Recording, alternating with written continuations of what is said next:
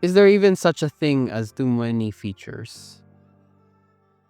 Hey guys, it's Mega, and today we have another Mechlands keyboard, the Vibe99, following suit from the Vibe75, but this one only has a screen, among its other features. Let's talk about it. But first, a bit of a disclaimer. Mechlands sent this keyboard over for an honest and unbiased review, and that's what we're going to do here today. So let's talk about this board. Well, it's an 1800 layout with a 1.08 TFT screen.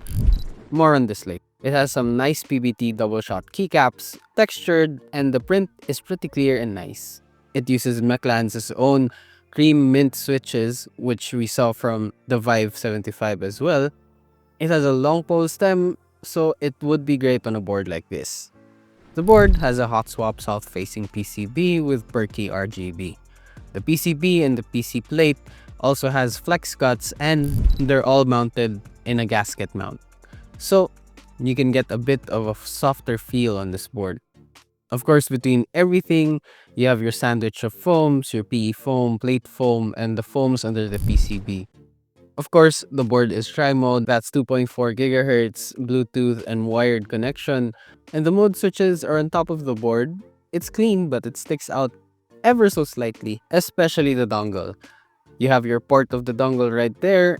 I wish they put it somewhere more elegantly like how they did with the Vibe 75, but anyway, it's still good.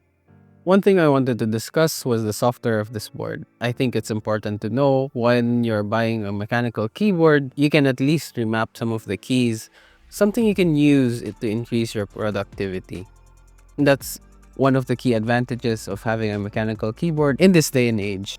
Alright, real quick, we'll just show you the software because I believe if the keyboard cannot be reprogrammed, it's not worth its salt.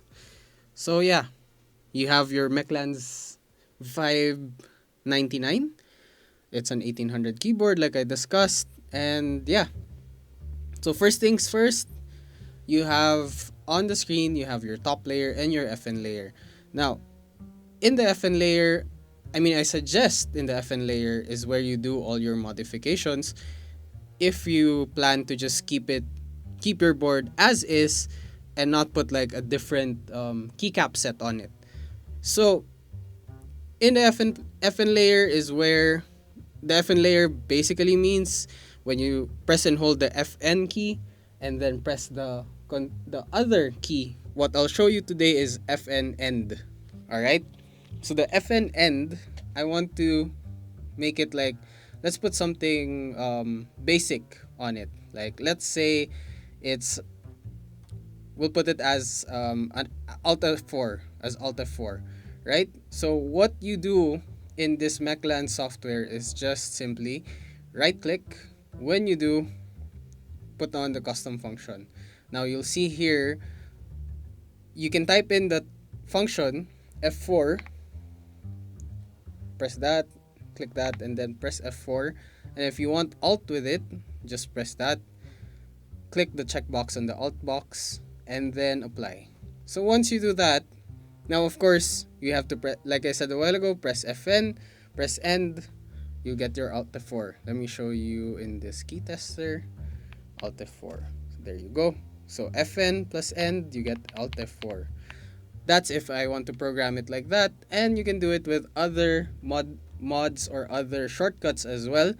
And you can do that also, of course, in the software. Another key thing that we want to see here is when you put in the GIFs, the custom GIFs. Here, I just put this, our favorite meme, Pedro. Yeah, I don't know if you can see it. Give me a sec, let me show you on camera. But I have to disconnect it and then plug it in like that. So we have the time and the honor right now. So function there. So you have Pedro inside the GIF there. Alright. And put it back. Make sure when you're using the software, you're in wired mode and you plug it into a USB Type-C cable. Alright, and then you could just choose, you can upload different GIFs. Although, of course, the longer the GIF, or the more frames the GIF, the longer it will take for it to upload. But either way, it's, from what I've seen, it's smooth. It's very smooth. It's very crisp when you. It's not laggy or stuttery like how some of the other screens do it because of the detachable ones, just like the Vibe 75. But this one screen is very smooth. It's very nice to look at, and I think it's a high refresh rate also. But don't count me in that. I mean, don't quote me on that. But yeah, so far that's how you use the software. You can also do some other things here, like configure your RGB, do some other effects, and even do like a music effect if you wanted. So that's up to you how you want to use it. Good luck to ya. Back to the regular programming. I'll leave you guys with a typing test of the Mechlands Vibe99 stock out of the box.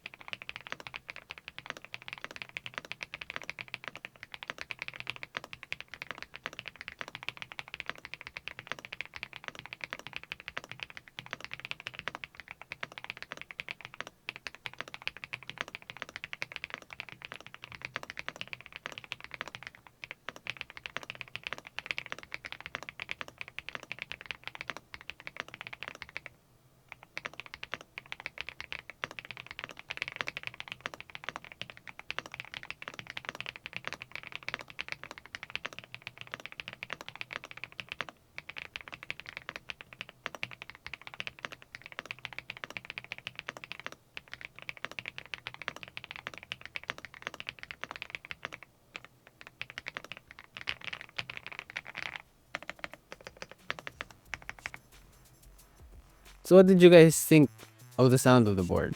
I kind of like the sound, but it does sound like it has a lot of foams, which is not too bad. At least it's not muted, but I think it complements the switches pretty well. The software, in my opinion, is pretty good. You can remap the keys to a certain extent. It's not too hard to learn or use, like I showed. Although I just wish it was a little bit clearer from the get-go. It's not so bad. Uploading GIFs to the screen is easy, but the screen, compared to that of the Vibe 75, is a lot better in my opinion because of how clear and smooth it is. This is the advantage of having it on board compared to having it removable. But I guess you choose what you need. And I like how they use the screen as well. You can change how the behavior of the RGB is on the board screen instead of having to go through different macros or function keys to get you to change the color or the RGB effect. Screen also lets you control volume, though I personally would just map it to one of the keys. Since there is already a page up and page down there, it would be ideal to put them there. But other than that, the screen also updates time and battery levels pretty quickly and pretty accurately once connected to the PC. Because there are some boards in the market that don't really do that nicely, and it's a pretty cool function if you ask me. Overall, the board is a nice budget keyboard for those looking for something that has a numpad for productivity or just something that has so many keys for macros. I love how they color match the keyboard to the keycaps. It's just chef's kiss for me. But is it too many features crammed into one keyboard? For me, I think it's just a good amount of features and you get a lot of use of the features. So anyway, if you like this board and if you want to buy it, links will be in the description. If you made it to this point, thank you, and I hope to see you in the next one. Bye bye. Have a great day.